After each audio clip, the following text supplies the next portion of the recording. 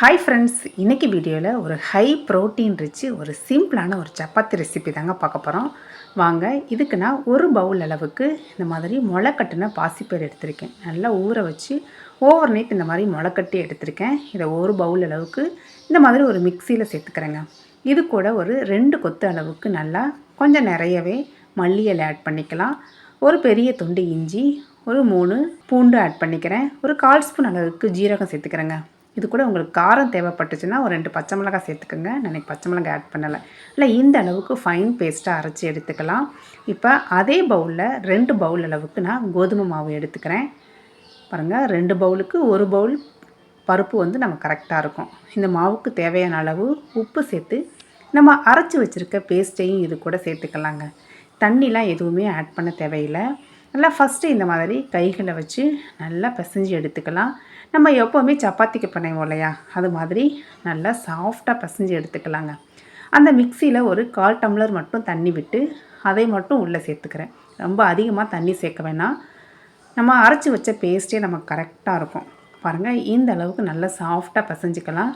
இது கூட கொஞ்சமாக எண்ணெய் அப்ளை பண்ணிக்கிறேன், காஞ்சி போகாமல் இருக்கிறதுக்காக. இதை ஒரு 15 மினிட்ஸுக்கு அப்படியே ஊற விட்டுறலாங்க. மாவு நல்லா ஊறி வரட்டும். மாவு பாருங்கள், இந்த அளவுக்கு சாஃப்டாக இருக்கணும்.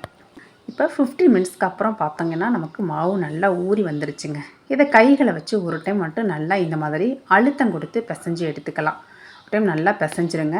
இதிலிருந்து நாம் மீடியம் சைஸ் உருண்டைகளாக இந்த மாதிரி உருட்டி எடுத்து நம்ம சப்பாத்தியாக தேய்ச்சி எடுத்துக்கலாங்க. இந்த மாதிரி சப்பாத்தி கட்டைக்கு மாற்றி நல்லா மெல்லிஸாக நல்லா சாஃப்டாக தேய்ச்சி எடுத்துக்கலாம். ரொம்ப தடிமனாக தேய்ச்சிட வேணாம்.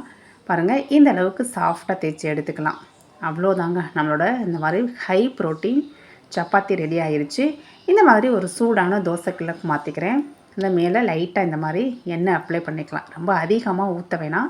இந்த மாதிரி 2 சைடும் திருப்பி விட்டு வேக வச்சு எடுத்தோன்னா செம்ம சாஃப்டான டேஸ்டியான ஒரு சப்பாத்தி ரெடிங்க.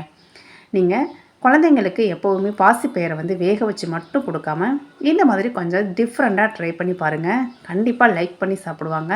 இதில் ரொம்ப ப்ரோட்டீன் சத்து ரொம்ப அதிகமாக இருக்குங்க. பெரியவங்களுமே ரொம்ப லைக் பண்ணி சாப்பிடுவாங்க. கண்டிப்பாக ஒரு டைம் இந்த சப்பாத்தி ரெசிப்பியை ட்ரை பண்ணி பாருங்கள். சாப்பிட்றதுக்கு நல்லா சாஃப்டாக இருக்குங்க. இந்த மாதிரி ஒரு பன்னீர் மசாலா வச்சு சாப்பிடும்போது டேஸ்ட்டு இன்னும் சூப்பராக இருக்கும்.